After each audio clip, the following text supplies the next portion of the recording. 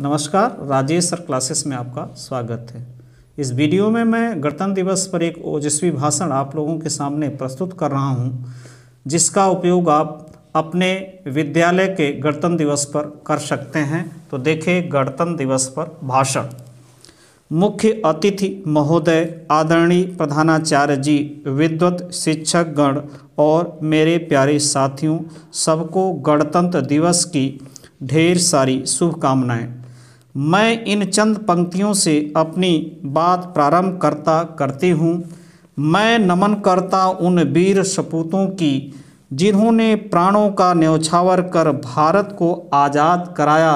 मैं नमन करता उन कर्मठ त्यागी वीरों की जिन्होंने भारत को एक गणतंत्र देश बनाया। मैं नमन करता उन जीवट विद्वानों की जिन्होंने भारत के लिए एक सुदृढ़ संविधान बनाया।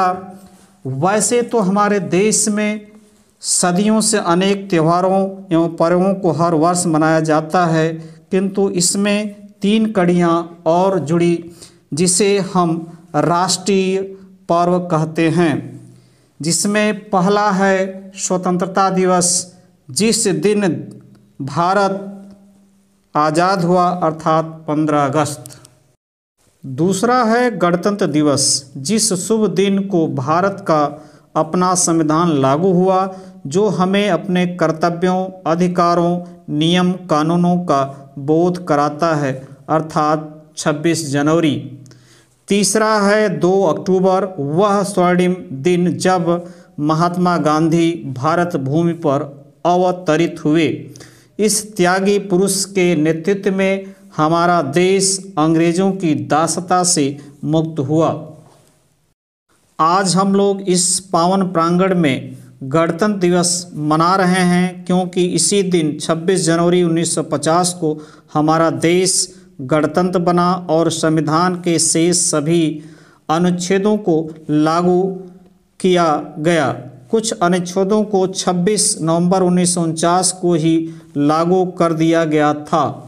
मूल संविधान में कुल 395 अनुच्छेद हैं, जो 22 भागों में विभाजित हैं तथा इसमें 8 अनुसूचियां हैं। हमारा संविधान विश्व का सबसे बड़ा लिखित संविधान है। इसको बनाने के लिए जो संविधान सभा गठित की गई थी, उसके अध्यक्ष डॉक्टर राजेंद्र प्रसाद थे। इस संविधान सभा द्वारा अनेक समितियां गठित की गई थी, जिसमें सबसे महत्वपूर्ण समिति प्रारूप समिति थी, जिसके अध्यक्ष डॉक्टर भीमराव अंबेडकर जी थे। संविधान सभा में कुल 299 सदस्य थे। सभी लोगों के अथक प्रयास एवं परिश्रम से 2 वर्ष 11 माह 18 दिन में एक सशक्त संविधान भारत देश को प्राप्त हुआ। एक सशक्त संविधान भारत देश को प्राप्त हुआ।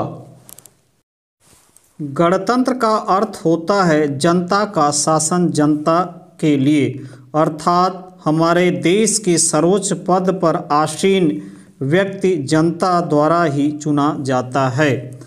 आज गणतंत्र दिवस के पावन पर्व पर हमें प्रतिज्ञा करनी होगी कि हम ऐसा कार्य करें जिससे हमारा देश विकसित राष्ट्रों की कतार में खड़ा हो सके।